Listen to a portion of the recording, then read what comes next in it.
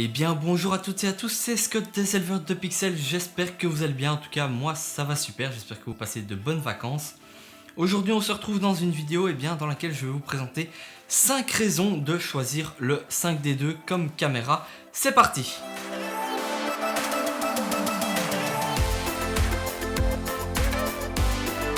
Alors dans un premier temps, comme première raison de choisir le 5D2, c'est tout simplement que c'est un full frame. Donc j'entends quoi par là? C'est un capteur plein format, donc 24-36, taille de la pellicule. Donc il n'y a pas de crop factor comme sur un APS-C. Les focales que vous mettez dessus, si vous mettez un 50 mm, ça vaudra vraiment un 50 mm. Et en plus la qualité d'image d'un full frame est vraiment nickel. Deuxième raison, tout simplement c'est lié à la première, donc au full frame, c'est sa montée en ISO. Donc vous pouvez monter à 1600 ISO en vidéo sans problème avec le 5D2, c'est vraiment assez quand même respectable pour un boîtier qui date de 2008. Donc deuxième raison, sa montée en ISO, vraiment top de chez top, 1600 ISO pour la plupart des situations, vous n'avez pas besoin de plus. Si vous avez un objectif assez lumineux, ça reste vraiment très correct. Troisième raison de choisir le 5D2, c'est qu'il est assez lourd comme boîtier. Et en quoi c'est un avantage?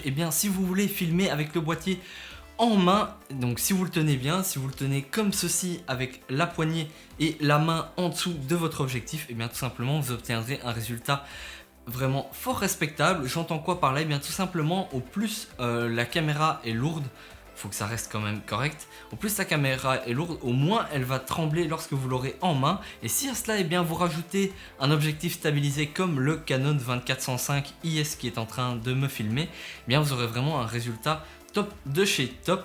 Et même si vous n'avez pas un objectif de cette trempe là, si vous avez le 18-55 du kit, attention, bien faire attention, c'est que le 5D n'est pas monture EF-S, donc oubliez ce que je viens de dire. Il faut avoir absolument un objectif EF pour monter sur le 5D, tout simplement. La monture EF-S n'existait pas encore lorsqu'il est sorti, c'est-à-dire en 2008. Quatrième raison de choisir le 5D Mark II, c'est tout simplement, comme je l'ai dit, il est sorti en 2008. En 2008, c'est quoi? C'est tout simplement la révélation. Canon sort son premier réflexe avec une fonction vidéo dessus en Full HD, et j'entends bien par là, évidemment, c'est bien du 5D2 que je parle. Donc c'est le premier DSLR à avoir la fonction vidéo donc dans son menu qu'on peut utiliser donc sur le DSLR, et c'est ainsi qu'il a vraiment lancé la mode des DSLR pour pouvoir filmer.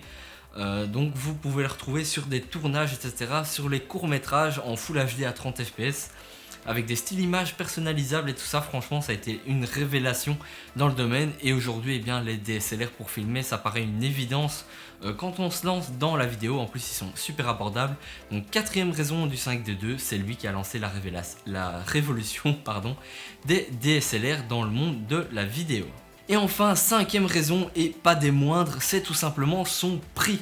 Donc pour moins de 1000 € en occasion, j'entends bien parce que neuf, c'est très rare de le trouver encore chez des revendeurs qui disposent de stock de 5D Mark II. Donc le seul marché disponible pour moi, parce que croyez-moi j'ai cherché en neuf, j'ai eu beaucoup de mal à trouver, d'ailleurs j'en ai pas trouvé au cours de ma recherche. Bref, en occasion, moins de 1000 € pour vous donner une idée. Moi j'ai acheté le mien 850 €, j'en ai même vu à 700 €, tout dépend le nombre de clics. Mais comme vous l'utilisez en vidéo, le nombre de clics n'a pas forcément d'importance.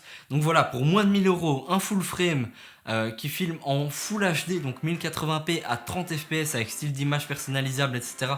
En plus avec une excellente montée en ISO et une qualité d'image au top grâce au full frame. Franchement pour moi ça a été une révélation de passer du 70D au 5D Mark II. Niveau qualité d'image etc, j'ai vraiment été super content du passage et je regrette pas du tout mon investissement. Donc voilà, le 5D Mark II, 5 raisons de le choisir, il est vraiment top. Nous voilà arrivés à la fin de cette vidéo, j'espère qu'elle vous aura plu. Si c'est le cas, n'oubliez pas de laisser un pouce bleu et de vous abonner à notre chaîne pour découvrir d'autres contenus du même genre. Je vous invite à aller voir les vidéos de la chaîne, j'espère que vous trouverez votre bonheur dedans. Vous pouvez poser vos questions dans les commentaires ci-dessous si vous avez des questions sur le 5D Mark II ou bien sur d'autres boîtiers tout simplement que vous hésitez à acheter pour pouvoir filmer.